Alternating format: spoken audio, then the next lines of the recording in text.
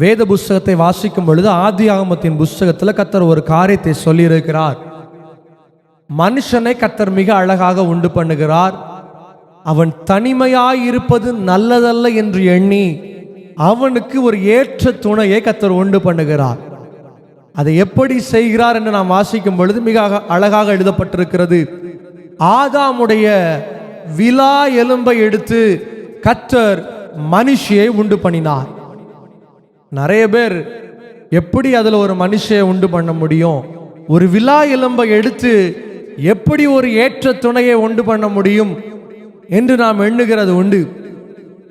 கடந்த வாரத்தில் என்னுடைய மொபைல் ஃபோனில் யூடியூபை நான் பார்த்து கொண்டிருக்கும் பொழுது அதில் ஒரு காரியத்தை நான் பார்த்தேன்.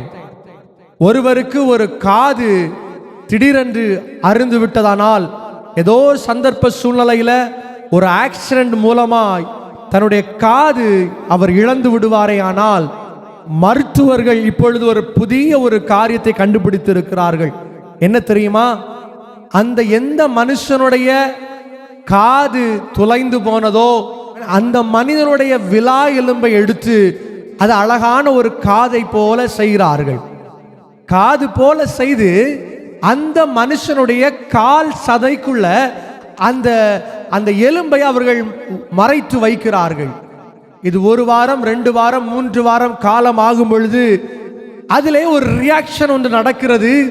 அதன் மூலமாய் அது ஒரிஜினல் காது போலவே, ஒரு சதை போலவே அது மாற்றப்படுகிறது. மறுபடியும் அந்த அந்த அந்த சதையை எடுத்து அதை காதாக அவர் பொருத்துகிறார்கள். இதுதான் ஆண்டவர் என்ன பண்ணியிருக்கிறார்னா, ஆதி காலத்துல உலகம் உண்டாக்கப்பட்ட காலத்துல ஆண்டவர் இந்த ஆபரேஷனை தான் பண்ணியிருக்கிறார். விலா எலும்பை எடுத்து அழகான ஒரு மனுஷியாக ஆண்டவர் உருவாக்கி ஜீவ சுவாசத்தை அவள் மேலே ஊதும் பொழுது அவள் மனுஷியானாள். நம்பல. இன்னைக்கு வேத புஸ்தகத்தை நாம் நம்பிதான் ஆக வேண்டிய சூழ்நிலைகளுக்குள்ளே கடந்து வந்திருக்கிறோம். காரணம் என்ன தெரியுமா? வேத புஸ்தகத்தில் எழுதப்பட்டிருக்கிற காரியங்கள் ஆதியாகமத்திலிருந்து வெளிப்படுத்தின புஸ்தகம் வரை உண்மையிலும் உண்மையாக இருக்கிறது. யாராலையும் தப்பு என்று சொல்லுகிற அளவுக்கு எந்த ஒரு தவறுதலையும் இந்த வேத புஸ்தகத்தில் கண்டுபிடிக்க முடியவில்லை.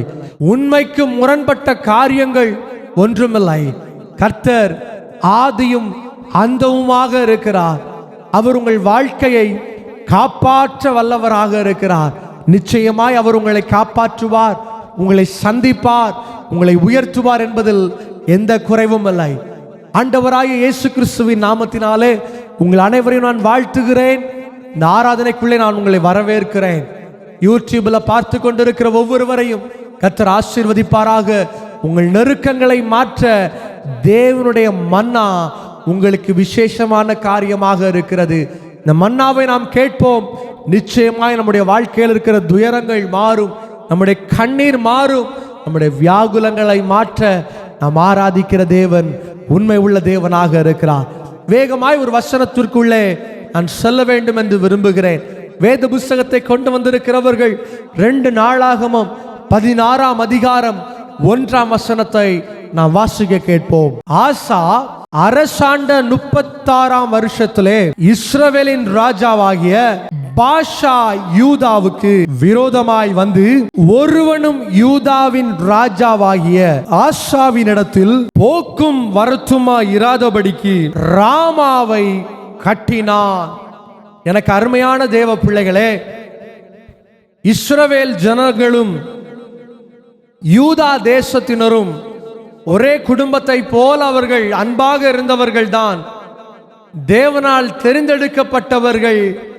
தேவனால் எத்தனையோ தடைகளை தாண்டி கானான் என்னும் அவர்களுக்கு வாக்களித்த பூமிக்குள்ள தேவன் அவர்களை கொண்டு வந்திருக்கிறார். ஆனால் பாஷா என்று ஒரு ராஜா இஸ்ரவேலின் தலைவனாக கர்த்தர் எழுப்புகிறார். ஆசா என்கிற ஒரு ராஜாவை யூதாவின் தலைவனாக கர்த்தர் மாற்றுகிறார். பாஷா என்ன பண்றாரு தெரியுமா? இஸ்ரவேல் ஜனங்கள் யாருமே இந்த ஆசா ராஜாவை சந்தித்து விடக்கூடாது என்று ஒரு எண்ணத்துல ஒரு பெரிய ஒரு கோட்டையை கட்டுகிறார். அதனுடைய பெயர்தான் ராமா என்று எழுதப்பட்டிருக்கிறது. மூல பாஷையிலே ராமா என்பதற்கு உயரமான என்ற அர்த்தம், ஹைட்ஸ் என்று கொடுக்கப்பட்டிருக்கிறது. இன்னைக்கு மனிதர்கள் உங்களுக்கு எதிராய் எவ்வளவோ சவர கட்டி வச்சிருக்கிறாங்க.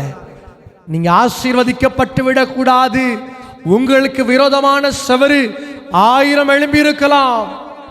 ராமாவை போல உயரம் என்று சொல்லுகிற செவரு உங்க வாழ்க்கையில எழும்பி இருக்கலாம். பல நேரம் மனுஷர்கள், உறவுகள், உறவினர்கள், சொந்த இரத்த பந்தங்கள் உங்களுக்கு எதிராக பல சவர கட்டி எழுப்பி இருக்கலாம். ஆண்டவர் எப்படிப்பட்டவர் தெரியுமா? நீதிமானுக்கு திறந்த வாசலை உண்டு பண்ணுகிற தேவனாக இருக்கிறார். ஒருவனும் பூட்டக்கூடாதபடி திறக்கிறவரும் ஒருவனும் திறக்க கூடாதபடி கதவை பூட்டுகிற தேவனுமாக இருக்கிறார். மனுஷன் உங்களுக்கு முன்பதாய் உயரமான காரியங்களை செய்திருக்கலாம். ஆசீர்வாதம் தடைப்பட்டு போகும்படியாய் உயரமான காரியங்களை செய்திருக்கலாம். நீங்க நினைத்திருக்கலாம், இவ்வளவு பெரிய தவறுதல, இவ்வளவு உயரமான காரியங்களை என் வாழ்க்கையில செய்திருக்கிறார்களே, இவ்வளவு உயர்தலா எனக்கு எதிராக எழும்பி வருகிறார்களே, நான் என்ன செய்ய முடியும் என்று அங்கலாய்ப்போடு இந்த வார்த்தையை கேட்டுக்கொண்டிருக்கலாம். பலவீனத்தோடு இந்த வார்த்தையை கேட்டுக்கொண்டிருக்கலாம். எனக்கு முன்பதாய் நான் தாண்டி செல்லக்கூடாதபடிக்கு, நான் தாண்டி செல்ல முடியாதபடிக்கு என்னுடைய வாழ்க்கையில ராமா காணப்படுகிறதே, என்னுடைய வாழ்க்கையில போராட்டம் காணப்படுகிறதே, என்னுடைய வாழ்க்கையில பிரச்சனை காணப்படுகிறதே. எனக்கு அருமையான தேவ பிள்ளைகளே, இந்த காலை நேரத்தில் 3 காரியங்களை உங்கள் மத்தியில் சொல்ல வேண்டும் என்று விரும்புகிறேன். யூதாவில் உள்ள ஆசா என்கிற ராஜா செய்த 3 தவறுகளை வேத புஸ்தகத்தின் ஆழத்திலிருந்து உங்கள் மத்தியில் சுட்டி காட்ட வேண்டும் என்று விரும்புகிறேன். எதனாலே ராமா அவனுக்கு முன்பதாக எழுப்பப்பட்டது? உங்க வாழ்க்கையில எழும்பி இருக்கலாம், பிரச்சனைகள் எழும்பி இருக்கலாம், நிந்தனைகள் எழும்பி இருக்கலாம், போராட்டங்கள் எழும்பி இருக்கலாம், கவலைகள் எழும்பி இருக்கலாம். கர்த்தர் இந்த காலை நேரத்தில் எல்லாவற்றையும் உங்களுடைய வாழ்க்கையில் உடைக்க வேண்டுமானால் நீங்கள் எப்படிப்பட்ட வாழ்க்கையை வாழ வேண்டும் என்று 3 காரியங்களை உங்கள் மத்தியில் சீக்கிரமாக எடுத்து வைக்க வேண்டும் என்று விரும்புகிறேன். மனிதர்கள் உங்களுக்கு விரோதமாக எழும்பி இருக்கலாம். எழும்பினால் நீங்கள் என்ன செய்ய வேண்டும்? எடுத்தவர்கள் சீக்கிரமாய் உங்கள் வேத புஸ்தகத்தை திருப்பிக் கொள்ளுங்கள். 2 நாளாகமத்தின் புஸ்தகம் 16ஆம் அதிகாரம் 7ஆம் வசனத்தை நாம் வாசிக்க கேட்போம். நீர் உம்முடைய தேவனாகிய கர்த்தரை சார்ந்து கொள்ளாமல் சீரியாவின் ராஜாவை நீ சார்ந்து கொண்டாய் என்று தேவனுடைய மனுஷன் ஆசாவை பார்த்து சொல்லுகிறார். இன்னைக்கு கோட்டைகள் உடையாம இருக்கிறதுக்கு காரணம் என்ன தெரியுமா? உங்க பிரச்சனை மாறாம இருக்கிறதுக்கு காரணம் என்ன தெரியுமா? வியாதிகள் மாறாம இருக்கிறதுக்கு காரணம் என்ன தெரியுமா? தேவனை நம்பாமல் உங்களுடைய வாழ்க்கையில் நீங்கள் மனுஷனை நம்பிக்கொண்டிருக்கிறீர்கள். இடத்துல தேவ மனுஷன் சொல்லுகிறான், இஸ்ரவேலின் ராஜா ஒரு பெரிய கோட்டையை கட்டுகிறான். ராமாவை கட்டும் பொழுது நீர் யாரை தேடி இருக்கணும்? ஆண்டவரை தேடி இருக்க வேண்டும். உன்னை படைத்த தேவனை, இஸ்ரவேலை எகிப்திலிருந்து காப்பாற்றி கானானுக்குள்ள கொண்டு வந்த தேவனை நீர் தேடி இருப்பீரே, ஆனால் வாழ்க்கையில விடுதலை கிடைச்சிருக்கும். ஆனால் நீர் தேவனை விட்டு விட்டு மனுஷனை தேடி இருக்கிறீர். சங்கீதக்காரன் மிக அழகாக சொல்லுகிறான், நான் மரண இருளில் பள்ளத்தாக்கில் நடந்தாலும், பிரச்சனைகள், கோட்டைகள், உயரமான ராமாக்கள் என்னுடைய வாழ்க்கையில் கடந்து வந்தாலும் நான் பயப்படுவதில்லை. காரணம் என்ன தெரியுமா? தேவரீர் நீ என்னோடு கூட இருக்கிறீர். இன்னைக்கு கொஞ்சம் ஒரு மனுஷன் உங்களுக்கு எதிராக வந்த உடனே, நீங்க நம்பி இருந்த மனுஷங்க உங்களுக்கு எதிராக வந்த உடனே ஆண்டவரை விட்டுட்டு வேறு வேறு மனுஷனை தேடிட்டு ஓடுறோமே. இந்த மனுஷங்கிட்ட போனா என் குடும்பம் இன்னைக்கு சீர்பற்றோம், சீர்குலைந்து போன குடும்பம் சேர்ந்துரும். மனுஷனை நம்பி ஓடுகிறாயே. அருமையான தேவ பிள்ளையே, முதலாவது நீ செய்ய வேண்டிய காரியம், உனக்கு முன்பதாய் பெரிய எரியோ கோட்டை எழும்பி இருக்கலாம், ராமா எழும்பி இருக்கலாம். உயரமான மதில்களை, உயரமான பிரச்சனைகளை மனுஷன் கொண்டு வந்திருக்கலாம். தேவ மனுஷன் ஆசாவை பார்த்து சொல்லுகிறான், நீ சிறிய ராஜாவை தேடி போனது தவறு. இன்னைக்கு மனுஷனை தேடிட்டு இருக்கிறீங்களா? பிரச்சனை வந்த உடனே போனை எடுத்து, பெரியம்மா இந்த பிரச்சனையை கேட்டீங்களா? பெரியப்பா இந்த பிரச்சனையை கேட்டீங்களா? சித்தப்பா நான் இந்த பிரச்சனையில இருக்கிறேன். மனுஷனை தேடுறீங்களா? ஒரு நாள் மனுஷன் உங்க வாழ்க்கையில விடுதலையை கொடுக்க முடியாது. ஒரு நாள் மனுஷன் உங்க வாழ்க்கையில சமாதானத்தை கொடுக்க முடியாது. ஒரு நாள் மனிதன் உங்களுடைய வாழ்க்கையில நிம்மதியை கொடுக்க முடியாது. ஆண்டவர் மாத்திரம்தான் உங்க வாழ்க்கையில விடுதலையை கொடுக்க முடியும். ஆண்டவர் மாத்திரம்தான் யோர்தானை இரண்டாக பிளக்க முடியும். அழகான ஒரு பாடல் விதமாக சொல்லி இருக்கிறது, கர்த்தரை நம்பியே ஜீவிப்போம், கவலை கஷ்டங்கள் மாறிடும், கைவிடா காத்திடும் பரமனின் பாதங்களில் எங்களை ஒப்பு கொடுக்கிறோம். அவரை உறுதியாய் பற்றி கொள்கிறவர்கள் ஒரு நாளும் வெட்கப்பட்டு போவதில்லை. இன்னைக்கு எத்தனையோ மனுஷனுக்கு முன்பதாய் நீங்கள் வெட்கப்பட்டு தலைகுனிந்த நிலைமையில இந்த வார்த்தை கேட்டு கொண்டிருக்கலாம். என்னுடைய வாழ்க்கையில் மனுஷன் கட்டி வைத்திருக்கிற மதில் எவ்வளவோ தூரம் இருக்குது. மனுஷன் எனக்கு விரோதமாய் செய்கிற காரியம் எவ்வளவோ உயரத்தில் இருக்கிறது. இதை எப்படி நான் தாண்ட முடியும்? இந்த மதிலை எப்படி நான் தாண்ட போகிறேன்? யாக்கோபு நடு இரவுல ஆண்டவருடைய பாதத்தை பிடிச்சிட்டு சொல்றான், until you bless me I won't leave you. நீர் என்னை ஆசீர்வதிக்கிற வரை நான் உம்மை விடுவதில்லை. எனக்கு அருமையான தேவ பிள்ளைகளே, ஆசா செய்த ஒரு தவறு. மனுஷன் உங்களுக்கு எதிராக எழும்பினாலும், உறவுகள் உங்களுக்கு எதிராக எழும்பி இருக்கலாம், மனுஷனை தேடி ஓடாதீங்க. உங்க வாழ்க்கையில இவர்கள் எனக்கு உதவி செய்வார்கள், இவர்கள் எனக்கு நன்மையான காரியத்தை செய்வார்கள், என் சூழ்நிலையை மாற்றுவார்கள் என்று ஒரு நாளும் எதிர்பார்க்க வேண்டாம். ஆண்டவரை நம்பி பாருங்க. ஆண்டவரை முழு பலத்தோடு, முழு சிந்தையோடு, முழு ஆவியோடு தேவனுடைய சமூகத்துல காத்திருக்கிறவர்கள் கழுகை போல உயரத்துல பறக்க தேவன் பலனை கொடுக்கிற தேவனாக இருக்கிறார். பலனற்று போய் இந்த வார்த்தை கேட்டுக்கொண்டிருக்கலாம். பலனற்று போய் என்னுடைய வாழ்க்கை இப்படியாகி போனதே, என்னுடைய வாழ்க்கை பயங்கரமான மோசமான நிலைமையில என்னை சுற்றி இருக்கிறவர்கள் என்னை ஏளனமாய் பேசுகிற நிலைமையில என்னுடைய வாழ்க்கை காணப்படுகிறதே என்று கண்ணீரோடு நீங்கள் இருக்கலாம். ஆனால் தேவன் உங்கள் சூழ்நிலையை மாற்ற வேண்டுமானால், ராமாவை கர்த்தர் உடைக்க வேண்டுமானால், முதலாவது உங்க வாழ்க்கையில் இருக்கிற குணாதிசயம் என்ன தெரியுமா? மனுஷனை நம்பாமல் தெய்வத்தை நம்புங்க. நிச்சயமாய் மனுஷன் உங்களை கைவிடலாம், ஆண்டவர் கைவிட மாட்டார். ஹல்லேலூயா. ஒரு மனுஷன் ஒரு ஒட்டகத்தில் ஒரு காட்டிற்குள்ளே அவன் பயணம் செய்து கொண்டிருந்தான். பயணம் செய்யும் பொழுது திடீரென்று அந்த ஒட்டகத்திற்கு உடல்ல சில பிரச்சனைகள் வந்ததுனால அதனால நடக்க முடியவில்லை. இந்த ஓனரும் கொஞ்சம் தூரம் அதை தட்டி கொடுத்து பார்த்தாரு, போ போ அப்படின்னு சொல்லி பார்த்தாரு. அந்த ஒட்டகம் கொஞ்சம் கூட நகரல. பார்த்தாரு, சமயம் ஆகிக் கொண்டே இருக்கிறது. சூரியன் அஸ்தமனம் ஆகுவதற்கு முன்பதாகவே நான் என்னுடைய வீட்டிற்குள்ளே கடந்து செல்ல வேண்டும். ஏனென்றால் இது பயங்கரமான ஒரு காடு. இரவு நேரத்தில் கொள்ளையர்கள் வருவார்கள், இல்லை என்றால் பயங்கரமான மிருகங்கள் இருக்கும். நான் தப்பித்து விட வேண்டும் என்று சொல்லி அந்த ஒட்டகத்தை அந்த காட்டுக்குள்ள விட்டுட்டு இந்த மனுஷன் போயிட்டாரு. இந்த ஒட்டகம் பக்கத்தில் இருக்கிற கொஞ்சம் கொஞ்சம் இலைகளை சாப்பிட்டது. ஒரு நாள் ஆனது, 2 நாள் ஆனது, 3 நாள் ஆனது.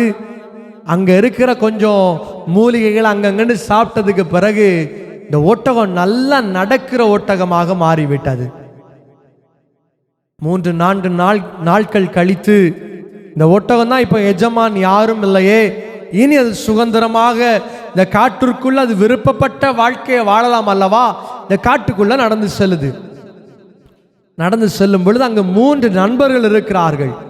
ஒரு சிங்கம், ஒரு நரி, ஒரு அழகான ஒரு குருவி. இந்த ஒட்டகம் அவர்களை பார்த்து கேட்டதாம், நானும் உங்களோடு சேர்ந்து கொள்ளலாமா? நீங்கெல்லாம் இருக்கிறத பார்த்தா எனக்கு ரொம்ப சந்தோஷமா இருக்குது. நீங்க பேசுறத நான் கவனிச்சுட்டே இருக்கிறேன். நீங்க பேசுறத பார்த்தா ரொம்ப நல்லா இருக்குதே. உங்க கூட நான் ஃபெல்லோஷிப் வச்சுக்கலாமா? உங்க கூட நான் ஐக்கியம் வைத்துக் கொள்ளலாமா என்று கேட்டதாம். ஒன்னு இந்த சிங்கம் அதை பார்த்து சொல்லுச்சு, நீ பார்ப்பதற்கும் நல்ல உயரமா இருக்கிற, நல்ல திடகாத்திரமா இருக்கிற, பரவாயில்ல எங்க கூட்டத்தில் நீ சேர்ந்துக்கொள் என்று சொல்லி இந்த 3 ஃப்ரெண்ட்ஸ் இப்போ 4 ஃப்ரெண்ட்ஸா மாறிட்டாங்க. பயங்கர சந்தோஷம் இந்த ஒட்டகத்திற்கு. பரவாயில்ல, இந்த காடு எவ்வளவு அழகாக இருக்கிறது, எங்கு சென்றாலும் அழகான பழங்கள் கிடைக்கிறது, எங்கு போனாலும் நல்ல உணவு கிடைக்கிறதே அப்படின்னு இந்த ஒட்டகம் ரொம்ப சந்தோஷமா சுற்றிட்டு இருக்குது.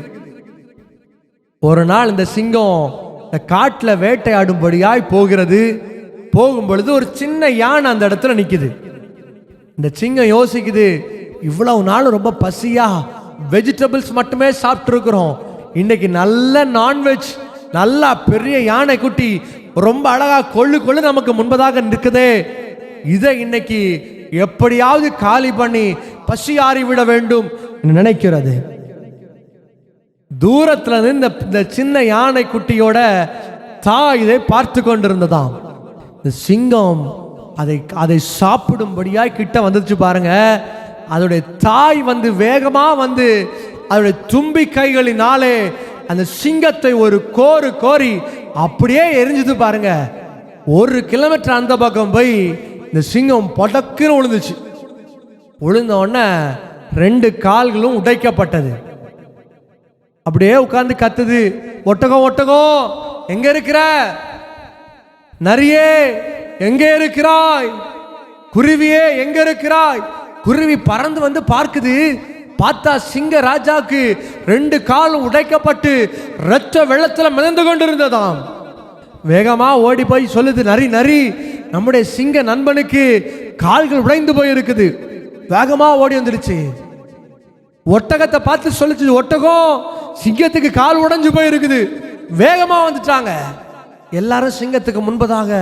ஐயோ இப்படி ஆகி போனதே, நீ எவ்வளவு ராஜா போல நடந்து வந்த, உன் வாழ்க்கை எப்படி இருந்துச்சு, இன்னைக்கு இப்படி ஆகி போனதேப்பா. சரி ஒன்றும் இல்லை, நீ கொஞ்ச நாள் ரெஸ்ட் எடு அப்படின்ட்டு உட்கார வச்சிருக்கிறாங்க. சிங்கம் சொல்லுச்சு, எனக்கு ரொம்ப பசியா இருக்குது, ரொம்ப பிளட் எல்லாம் என்னை விட்டு வெளியே போனதுனால ரொம்ப பசியா இருக்குது, கொஞ்சம் சாப்பாடு எங்கெந்தாவிலும் வேட்டையாடி கொண்டு வருவீங்களா? நிறைய பார்த்து சொல்லுச்சு, யூ கோ லெஃப்ட். அந்த ஒட்டகச்சிவிங்க பார்த்து சொல்லுச்சு, கோ ரைட் என்று சொல்லுச்சு. இந்த குருவியை பார்த்து சொல்லுச்சு, குருவியே நீ ஸ்ட்ரைட்டா போ, நேராக போ, அங்க போய் ஆகிலும் ஏதாவது சாப்பாடை கொண்டு வா அப்படின்னுச்சு. இப்ப 3 பேருமே சாப்பாடை தேடி போறாங்க. சிங்கத்துக்கு சாப்பாடை தேடி போறாங்க. எங்கெல்லாமோ தேடி பார்த்த பிறகு கூட ஒரு சாப்பாடு கிடைக்கல. 3 பேரும் ஒரு முடிவெடுத்தார்கள். சிங்க ராஜாவிடத்துல வந்தாங்க.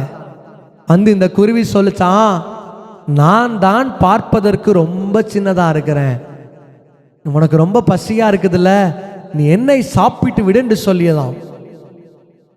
உடனே அந்த நரி, தந்திரமான நரி பார்த்து சொல்லிச்சு, இல்ல இல்ல இல்ல இல்ல, நீ பார்ப்பதுக்கு சின்னதா இருக்கிற, அதற்கு உன்னுடைய சாப்பாடு, உன்னுடைய ஆகாரம், உன்னுடைய சதை சிங்கத்துக்கு போதாது, நிறைய வேணும்.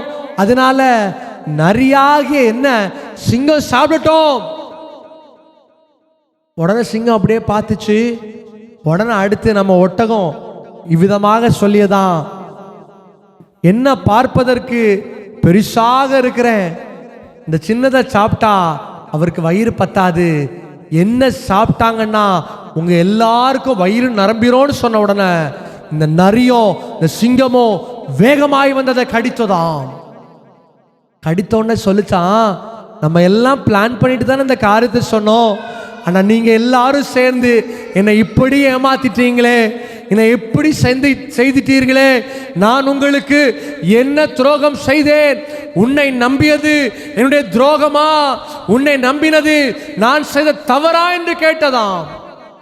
எனக்கு அருமையான தேவ பிள்ளைகளே, இதே போலதான் ஒட்டக சிவிங்கிய போல இன்றைக்கு நாம் நம்மை சுற்றி இருக்கிறவர்களை நான் நம்பிக்கொண்டிருக்கிறோம். இவர்கள் எனக்கு உதவி செய்வார்கள், இவர்கள் என்னுடைய வாழ்க்கையில் நன்மையானதை செய்வார்கள், இவர்கள் என்னுடைய வாழ்க்கையில துரோகம் பண்ண மாட்டாங்க. உன்னுடைய தாய் உனக்கு துரோகத்தை செய்யலாம், உன்னுடைய தகப்பன் உனக்கு துரோகத்தை செய்யலாம், உன்னோடு கூட பிறந்த உன்னுடைய சகோதர சகோதரிகள் உனக்கு துரோகத்தை செய்யலாம், நீ நம்பி இருந்த உன்னுடைய உறவினர்கள் உனக்கு துரோகத்தை செய்யலாம். ஆனால் இன்னைக்கு ராமா உடைக்கப்பட வேண்டுமானால், உனக்கு எதிராய் கட்டப்பட்டிருக்கிற செவரு உடைக்கப்பட வேண்டுமானால், நீங்கள் செய்ய வேண்டிய காரியம் மனுஷனை நம்புவதை பார்க்கிறோம், கர்த்தரை நம்புகிறவர்களை கர்த்தர் உயர்த்துகிற தெய்வமாக இருக்கிறார். கர்த்தரை விசுவாசிக்கிறவர்களை கர்த்தர் நீதிமான்களாய், அவரை விசுவாசிக்கிறவர்களை அரண்களை நிர்மூலமாக்குறவர்களாய் கர்த்தர் அபிஷேகம் பண்ணுகிற தேவனாக இருக்கிறார். காலை நேரத்தில் ஒரு முடிவெடுங்க. ஆண்டவரே, எத்தனை மனுஷன் எத்தனை எதிரிகள் எனக்கு எழும்பினாலும் நான் மனுஷனை தேடி நீ ஓட மாட்டேன்ப்பா, மனுஷனை நான் நம்புவதில்லை, உங்களை நம்ப போறேன், என் வாழ்க்கையை மாற்றும் என்று கேட்டு பாருங்கள். நிச்சயமாய் தேவன் உங்களை விசாரிக்க, உங்களை ஆசீர்வதிக்க அவர் கிருபை உள்ள தேவனாக இருக்கிறார். ஹல்லேலூயா. இரண்டாவதாக ஒரு காரியத்திற்குள்ளே நாம் கடந்து செல்வோம். 2 நாளாகமத்தின் புஸ்தகம் 16ஆம் அதிகாரம் 4ஆம் வசனத்தை வாசிக்க கேட்போம். தனக்கு உண்டான சேனாதிபதிகளை இஸ்ரவேலின் பட்டணங்களுக்கு விரோதமாக அனுப்பினான். எனக்கு அருமையான தேவ பிள்ளைகளே, முதலாவது ஒரு காரியத்தை பார்க்கிறோம். மனிதர்கள் உங்களுக்கு விரோதமாக எழும்பும் பொழுது நீங்க செய்ய வேண்டிய முதல் காரியம் என்ன? ஆண்டவரை தேடுங்க, மனுஷனை தேடி ஓடக்கூடாது. இரண்டாவதாக ஒரு காரியத்தை பார்க்கிறோம். வசனம் சொல்லுகிறது, ஒரு மனுஷன் உங்களுக்கு எதிரே வருவாரே ஆனால், ஆண்டவர் யுத்தம் பண்ண வேண்டுமானால், நீங்கள் வெற்றி சிறக்க வேண்டுமானால் நீங்க என்ன பண்ணணும் தெரியுமா? மௌனமாக இருக்கணும், அமைதியாக இருக்கணும். ஆசா இந்த இடத்துல ஒரு காரியத்தை செய்கிறான். ராமாவை கட்டின பொழுது அவன் மனுஷன் அனுப்புறான், உடைக்கும்படியாய் மனிதர்களை அவன் ஏவி விடுகிறான். இன்னைக்கு ஜனங்கள் இப்படிதான் காணப்படுறாங்க. பிரச்சனை வந்த உடனே ஆண்டவருடைய சமூகத்தில் காத்திருக்காமல், தேவனுடைய சமூகத்தில் காத்திருக்காமல் அவர்களே போய் அவர்களை அடிக்கணும், அவன் நாசமா போயிடணும் அப்படின்ட்டு அப்படியே பயங்கரமா நிற்கிறாங்க. இன்னைக்கு விசுவாசிகளுடைய நிலைமை இப்படி தான் இருக்குது.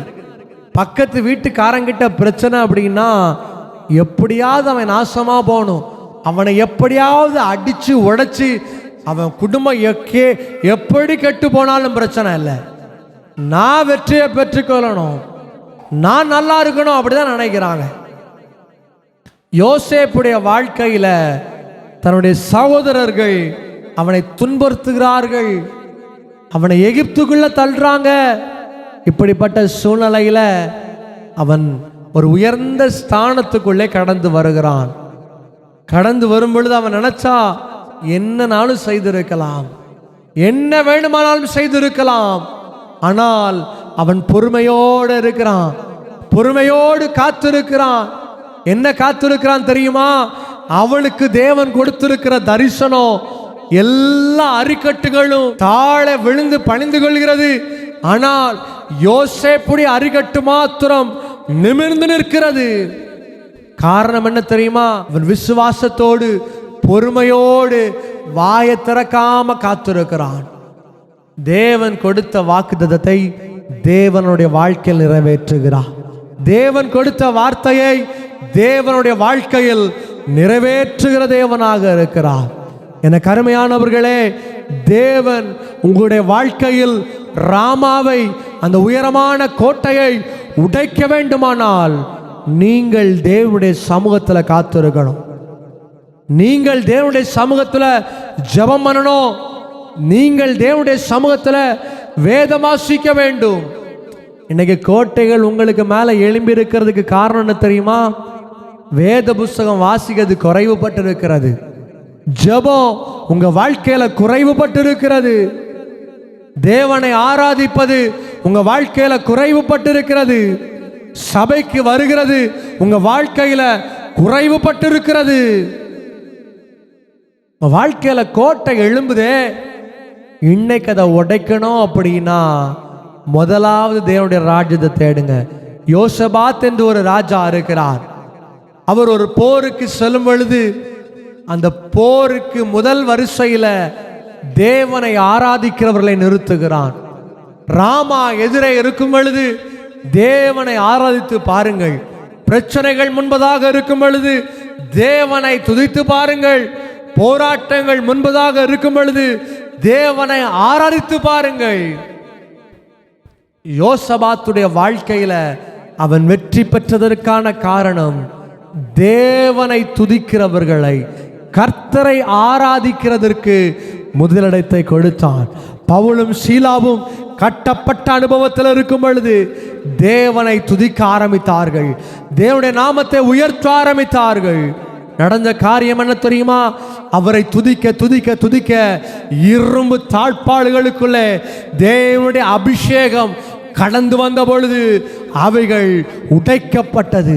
இந்த காலை நேரத்தில் இந்த வார்த்தை கேட்டுக்கொண்டிருக்கிற நீங்கள் யாராக இருந்தாலும், எனக்கு முன்பதாக ஒரு பெரிய ராமா எழும்பி இருக்கிறது. ஒரு பெரிய கோட்டை மனிதர்கள் கட்டி வைத்திருக்கிறார்களே, ஆசீர்வாதத்தின் தடையாக சாத்தான் கட்டி வைத்திருக்கிறானே. என் வாழ்க்கையில விடுதலை வேணும் என்று எதிர்பார்க்கிறவர்களுக்கு தேவன் கொடுக்கிற இரண்டாவது காரியம், நீங்க அமைதியா காத்துருங்க. என்னுடைய வாழ்க்கையில சோதனை வந்த பொழுதெல்லாம், எப்பொழுதெல்லாம் நான் அமைதியாக இருந்தேனோ, எப்பொழுதெல்லாம் ஆண்டவரே இந்த பிரச்சனையிலிருந்து நீர் என்னை காப்பாற்றும் என்று காணப்பட்டேனோ, ஆண்டவர் இன்றைக்கு என்னுடைய தலையை கர்த்தர் உயர்த்தி இருக்கிறார். அன்னைக்கு பிரச்சனை பண்ணவங்கெல்லாம் ரொம்ப நல்லா இருந்திருக்கலாம்.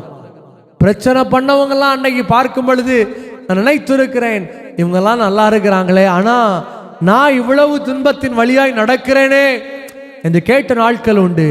ஆனால் இன்றைக்கு திரும்பி பார்க்கும் பொழுது அழகா ஃபாதர் பாடியிருக்கிறது போல, கடந்து வந்த பாதைகளை திரும்பி பார்க்கிறேன், கண்ணீரோடு கர்த்தாவே உமக்கு நன்றி சொல்லுகிறேன்.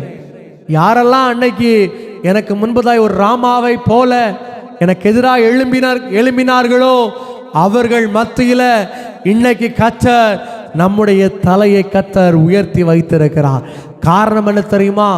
மௌனமாய் கர்த்தருடைய சமூகத்தில் உட்கார்ந்திருந்தார்.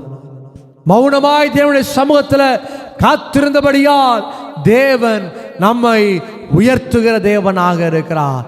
நிச்சயமாய் கர்த்தர் உங்கள் வாழ்க்கையில் இருக்கிற பெரிய பெரிய சுவர்களை, பெரிய பெரிய பிரச்சனைகளை, பெரிய பெரிய கட்டுகளை அவர் நிர்மூலமாக்க வேண்டுமானால் மௌனமாய் தேவனுடைய சமூகத்தில் காணப்படுவோம். தேவன் நிச்சயமாய் உங்களை உயர்த்த வல்லமை உள்ள தேவனாக இருக்கிறார். கடைசியாக ஒரு காரியத்தை நான் சீக்கிரமாய் சொல்லி முடிக்க வேண்டும் என்று விரும்புகிறேன். 2 நாளாகமத்தின் புஸ்தகம் 16ஆம் அதிகாரம் 3ஆம் வசனத்தை நாம் வாசிக்க கேட்போம். இதோ வெள்ளியும் பொன்னும் உமக்கு அனுப்பியிருக்கிறேன். எனக்கு அருமையான தேவ ஜனங்களே, முதலாவது ஒரு காரியத்தை பார்க்கிறோம். ராமா உங்க வாழ்க்கையில உடைக்கப்படணும்னா, பிரச்சனைகள் போராட்டங்கள் உங்கள் வாழ்க்கையில் உடைக்கப்பட வேண்டுமே ஆனால் முதலாவது நீங்கள் செய்ய வேண்டிய காரியம், மனுஷரை தேடாமல் தேவனை தேடுங்கள். மனுஷனை தேடுவதை பார்க்கிலும் கர்த்தரை தேடும் பொழுது அவர் விடுதலை கொடுக்கிற தேவனாக இருக்கிறார். 2வதாக ஒரு காரியத்தை பார்க்கிறோம். நீங்க பிரச்சனை பண்ணாதீங்க. ஒருத்தர் உங்களுக்கு எதிராக வர்றாங்களா, நீங்க அமைதியா சிரிச்சுக்கிட்டே ஆண்டவரை பார்த்து சொல்லுங்க, உண்மைதான் நான் நம்பி இருக்கிறேன், அற்புதங்கள் என் வாழ்வில் நீர் செய்யும் என்று சொல்லும் பொழுது நிச்சயமாய் அவர் செய்ய வல்லவராக இருக்கிறார். 3வதாக ஒரு காரியத்துக்குள்ளே கடந்து வருகிறோம். ஆசா இந்த காரியத்தை அவன் கேள்விப்பட்ட பொழுது, இப்படிப்பட்ட ஒரு சுவரை கற்றா, ராமாவை இஸ்ரவேலின் தலைவன் கட்டுகிறான், பாஷா கட்டுகிறார் என்று கேள்விப்பட்ட உடனே இவன் என்ன பண்றான் தெரியுமா? வெள்ளியும் பொன்னையும் கொடுக்கிறான், பணத்தை காட்டுகிறான். சிரியா ராஜாவிடத்திலே பணத்தை அனுப்புறேன், நீ எனக்கு உதவி செய் என்று சொல்லுகிறான். எனக்கு அருமையான தேவ ஜனமே, வசனம் சொல்லி இருக்கிறது, நாம் கொண்டு வந்ததும் ஒன்றும் இல்லை, கொண்டு போறதும் ஒன்றும் இல்லை. மனுஷன் இந்த உலகத்தில் வாழ்றதுக்கு வீடு தேவை, நல்ல ஆகாரம் தேவை, உடுத்துவதற்கு நல்ல உடை தேவை. இது போதும் போதும் என்கிற ஒரு இருதயம் ஒரு மனுஷனுக்கு இருந்தாலே போதும். ஆனா இன்னைக்கு மனுஷன் யோசிக்கிற காரியம் என்ன தெரியுமா? அது எனக்கு வேணும், இது எனக்கு வேணும், இந்த காரியம் எனக்கு வேணும். பணம் தான் எல்லாம் தூக்கி முன்னாடி உட்கார வச்சிருப்பான். இன்னைக்கு பணத்தின் நிமித்தமாய் எத்தனையோ குடும்பங்கள் உடைக்கப்பட்டிருக்கிறது. பணத்தின் நிமித்தமாய் எத்தனையோ உறவுகள் சீர்குலைந்திருக்கிறது. பணத்தின் நிமித்தமாய் குடும்ப வாழ்க்கை உடைக்கப்பட்டிருக்கிறது. பணம் ஒரு நாள் சமாதானத்தை கொடுக்காது. இன்னைக்கு ஒரு மனுஷன் கையில இருக்கும், நாளைக்கு இன்னொரு மனுஷன் கையில போயிடும். பணம் சமாதானத்தை கொடுக்காது. ஒருவேளை ஒரு நேரம் சந்தோஷத்தை கொடுக்க முடியும், ஆனால் நித்தியமான சமாதானத்தை ஆண்டவர் மாத்திரம்தான் கொடுக்க முடியும். பணத்தை நம்பிட்டு கிறிஸ்தவ ஜனங்கள் பின்னாடி போக கூடாது. பணத்தை நம்பி கிறிஸ்தவ ஜனங்கள் அலைந்து திரியக்கூடாது. இன்னைக்கு பணம் மனுஷனுடைய வாழ்க்கையில தேவைதான் பிரியமானவர்களே. பணம் தேவைதான், ஆனா தேவைக்கு தான் தேவை பணம். இன்னைக்கு சாப்பிட்றதுக்கு ஆண்டவர் உங்களை போஷிப்பாரு. இன்னைக்கு நீ வாழ்றதுக்கு என்ன தேவை ஆண்டவருக்கு தெரியும்.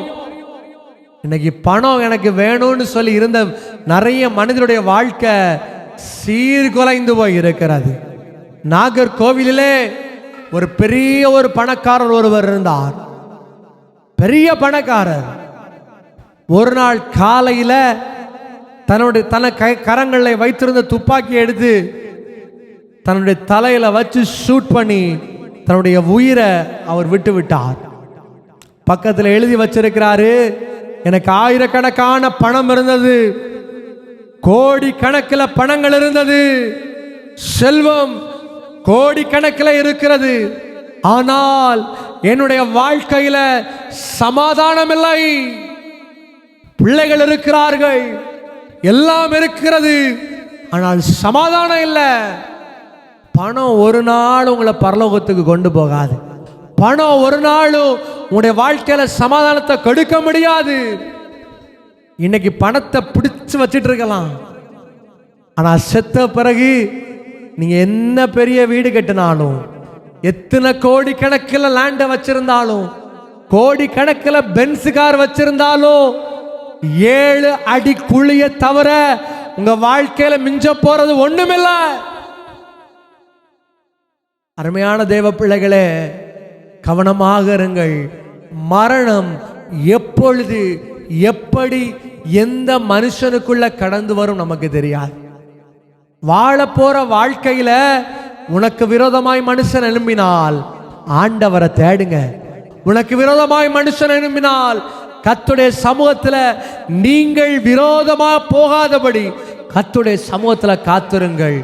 மூன்றாவதாக ஒரு காரியத்தை பார்க்கிறோம். பணத்தின் நிமித்தமாய் பணத்தை வச்சு நான் அவனை நொறுக்கிடலாம், பணத்தை வச்சு அவனுடைய வாழ்க்கையை நான் கீழே தள்ளிடலாம். எக்ஸ்பெக்ட் பண்ணவே செய்யாதீங்க. ஆண்டவர் ஒரு மனுஷனை நினைப்பாரானால் வசனம் சொல்லி இருக்கிறது, புழுதியிலிருந்து எடுத்து குப்பையிலிருந்து எடுத்து, ஓ ஹல்லேலூயா, பிரபுக்களோடும் ராஜாக்களோடும் அவர் உயர்த்தி அழகு பார்க்கிற தேவனாக இருக்கிறார். இன்னைக்கு உங்க நிலைமை குப்பையில் இருக்குதா? உங்களுக்கு எதிராக ராமாக்கள் கட்டப்பட்டதுனால இன்னைக்கு உங்க வாழ்க்கை குப்பையில் இருக்கலாம். தெள்ளு பூச்சியை வேட்டையாடுவது போல மனுஷன் உங்களை வேட்டையாடி இருக்கலாம். ஆனால் வசனம் சொல்லுகிறது, 3 காரியத்தை யாரு கடைபிடிக்கிறார்களோ அவர்களுக்கு எதிராய் எத்தனை பார்வன் வந்தாலும், எத்தனை மனுஷன் விரோதமாய் வந்தாலும், அவர்கள் மத்தியில உங்களை நிலைப்படுத்த, உங்களை ஸ்திரப்படுத்த நாம் ஆராதிக்கிற தேவன் வல்லமை உள்ள தேவனாக இருக்கிறார். கரங்களை மேல உயர்த்தி சொல்லுங்க, ஹல்லேலூயா. யூதாஸ் காரியத்தை குறித்து பார்க்கும் பொழுது ஆண்டவராகிய இயேசு கிறிஸ்துவை 30 வெள்ளி காசுகளுக்காய் காட்டி கொடுத்தான். 30 வெள்ளி காசுக்காய் காட்டி கொடுத்தான். நடந்த காரியம் என்ன தெரியுமா? எல்லாமே ரொம்ப அழகா நடந்துச்சு. அவன் போறதை பார்க்கும்போது ரொம்ப நல்லா இருந்துச்சு. ஆண்டவரை காட்டி கொடுக்குமா அவன் நினைச்சிருக்கலாம், வாவ் ஐ சக்சீட், நான் வெற்றி பெற்று விட்டேன் என்று நினைத்திருக்கலாம். ஒருவேளை நீங்க இன்னைக்கு நினைக்கலாம், எனக்கு எதிர்த்து எத்தனையோ மனுஷன் எழும்பினானே, நான் எந்த துரோகமும் பண்ணலையே, நான் அவங்களுக்கு எதிராய் எந்த தவறுதலும் பண்ணலையே, ஆனால் எனக்கு விரோதமாய் இவ்வளவு காரியம் செய்திருக்கிறார்களே. பணபலத்தை வைத்து என்னை ஒடுக்கி இருக்கிறார்கள், ஆள் பலத்தை வைத்து என்னை ஒடுக்கி இருக்கிறார்கள், எங்க செல்வதென்று தெரியவில்லையே, இப்படிப்பட்ட சூழ்நிலை நான் வாழ்கிறேனே. இந்த கண்ணீரோடு இந்த வார்த்தையை கேட்டுக்கொண்டிருக்கலாம். யூதாஸ் காலத்துடைய வாழ்க்கை நல்லா தான் இருந்துச்சு, ஆரம்பம் சூப்பர், ஆனா முடிவு படும் கேவலமாக இருந்தது. அவன் தன்னை தானே மாய்த்து கொண்டு செத்தான் என்று எழுதப்பட்டு இருக்கிறது. ஆனால் வசனம் சொல்லி இருக்கிறது, நீதிமானுடைய ஆரம்பம் அற்பமாக தோணப்படும், நீதிமானுடைய ஆரம்பம் கேவலமாக எண்ணப்படும், நீதிமானுடைய ஆரம்பம் அற்பமாக இருக்கும், ஆனால் அவனுடைய முடிவு சம்பூர்ணமாக இருக்கும்.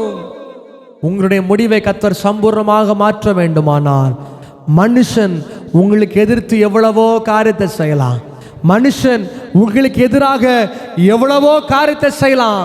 3 காரியத்தை மறந்துடாதீங்க. நீங்க எந்த மனுஷனும் தேடி ஓடாதீங்க, ஆண்டவரை தேடுங்க. 2வது காரியம், நீங்கள் அவர்களுக்கு எதிர்த்து உங்க பலத்துல போராடாதீங்க, தேவனோடு போராடுங்க. 3வது ஒரு காரியம் சொல்லியிருக்கிறேன், பணம் உங்க வாழ்க்கையில விடுதலை கொடுக்க முடியாது, ராமாவை உடைக்க முடியாது, உயரமான பட்டணங்களை உடைக்க முடியாது. ஆனால் இந்த 3 காரியத்தை விட்டு ஆண்டவரே நான் உம்மை நம்பி வந்திருக்கிறேன் அப்பா, உம்முடைய வார்த்தையை விசுவாசிக்கிறேன், எனக்கு எதிர்த்து வருகிறவர்களை அந்த தாவீது உழைத்தது போல அந்த சாதாரண கூழாங்கல்லினால் பெலிஸ்தியரான கோலியாத்தை உடைத்தீரே, எனக்கு எதிராய் வருகிறவர்களை நீர் உடையும் என்று கேட்டு பாருங்கள்.